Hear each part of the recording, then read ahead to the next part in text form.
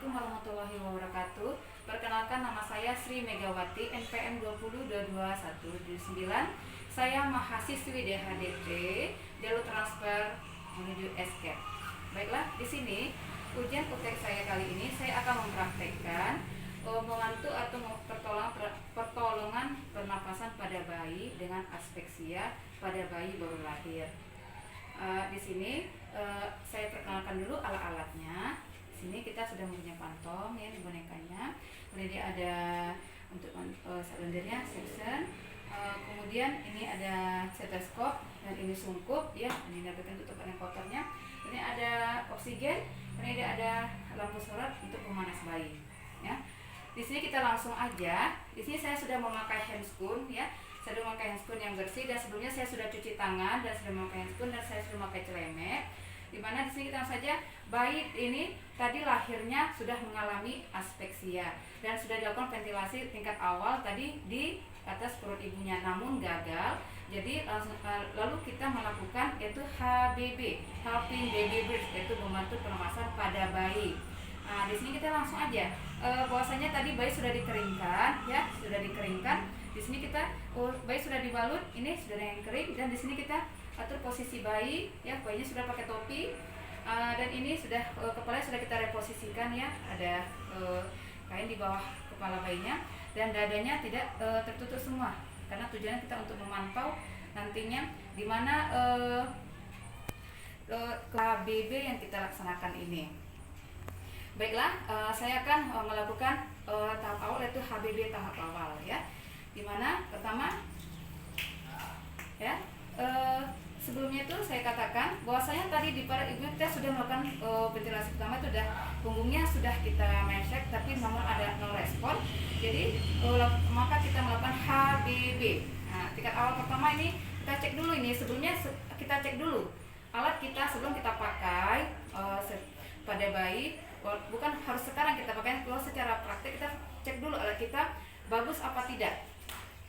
Gimana cara ngemotopisnya, bagus apa tidak? Kita bisa samain. Karena ini sudah bagus, alat sudah kita cek lebih dahulu.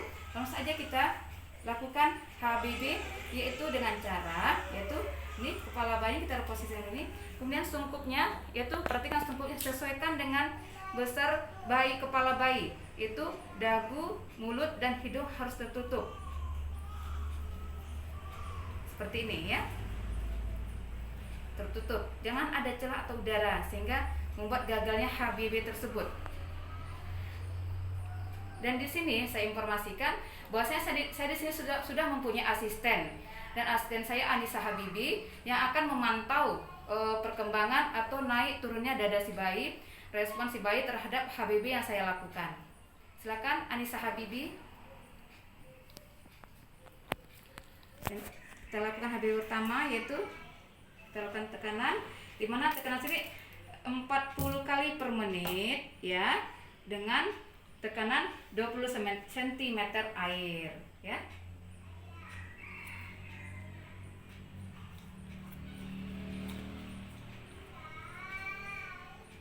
Dan di sini sudah kita laksanakan 40 kali per menit. Ternyata keadaan bayi belum merespon dan belum ada tanda-tanda bayi bahwasanya denyut jantung bayi tersebut belum mencapai 100 kali per menit ya, karena masih kurang dari 100 kali per menit ya.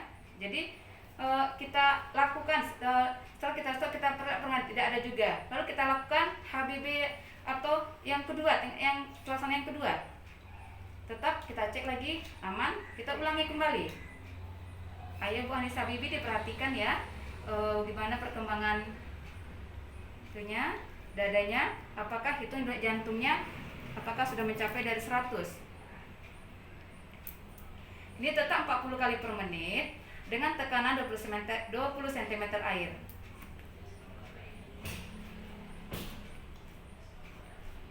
Ternyata setelah kita lakukan yang kedua, gagal, masih gagal juga karena jantungnya belum ada detakan, masih kurang dari 100 atau sama sekali tidak ada denyut jantungnya ini, dan reaksi dadanya tidak ada mengembang, lalu kita lakukan itu, kita cek lagi dengan cara namanya SRI, Dimana Sri ini S adalah sungkup. Kita perhatikan lagi sungkup kita. Apakah sungkup kita ini ada yang salah? Ukurannya apakah tidak sesuai? Kita cek ya. Normal ya. Kemudian kita cek lagi posisi kepala bayi. Apakah ada yang salah? Ya. Tidak ada. Kemudian kita isap lagi lendirnya. Atau ada lendir yang menghambat.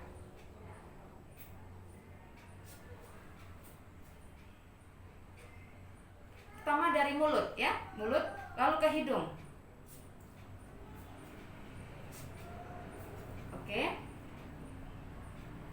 Lalu kita lakukan kembali yaitu yang ketiga ya, HBB yang ketiga, membantu pernapasan yang ketiga, di mana kita ulangi kembali tetap 40 kali per menit ya, tetap 40 kali per menit ya.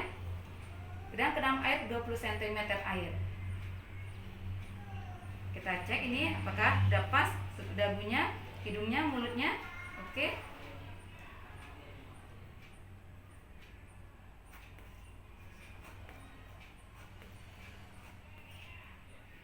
Udah kita perhatikan, kita nilai. Ternyata dari penilaian kita juga masih gagal.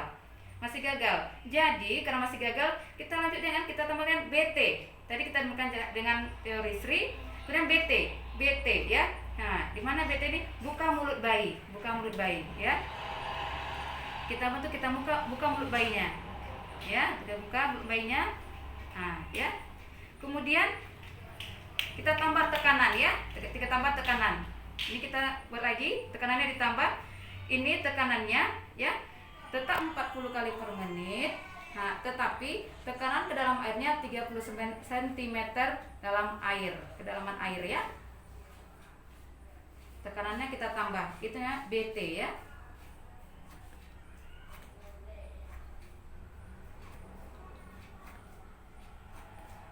Ternyata setelah kita laksanakan dengan cara dari cara Sri BT, ternyata bayi belum ada respon juga. Kemudian belum ada respon juga. Jadi ini kita siap-siap untuk proses perujukan, tapi kita coba dulu dengan oksigen. Dimana oksigen ini ya, kita coba oksigen ya. Dimana oksigen ini nanti kita pasangkan itu dengan paling banyak 1-2 liter. Nah, setelah kita pasangkan oksigen, kita harus bersiap-siap ya. Kita informasikan pada keluarga bahwasanya ini proses HBB yang kita laksanakan gagal dan kita harus merujuk, dan kita proses perujukan, kita berikan informasi pada keluarga, dan kita telepon rumah sakit yang akan menerima rujukan, yang menyiapkan alat-alat atau ventilasi untuk bayi yang mengalami aspeksia berat seperti ini ya. Ternyata setelah kita lihat ya, kita pasang oksigen, ternyata udah kita lihat tidak ada juga respon, dan akhirnya bayi berpulang ke rahmatullah dan tidak bisa kita selamatkan ya. Dan kita sudah berusaha untuk menyelamatkannya ya. Jadinya kita informasikan kepada keluarga bahwasanya bayi yang kita buat HBB tadi karena aspeksia yang sangat berat pada bayi ini tidak bisa kita informasikan keluarga agar keluarga bisa menerimanya dengan ikhlas dan lapang dada. Itulah tadi sedikit praktek HBB yang saya lakukan. Semoga bermanfaat. Lebih dan kurang saya mohon maaf. Di sini saya mengucapkan terima kasih pertama kepada ibu dosen saya, Ibu Husna, yang telah membimbing saya sehingga praktek saya ini dapat saya laksanakan. Sekian dari saya. Assalamualaikum warahmatullahi wabarakatuh.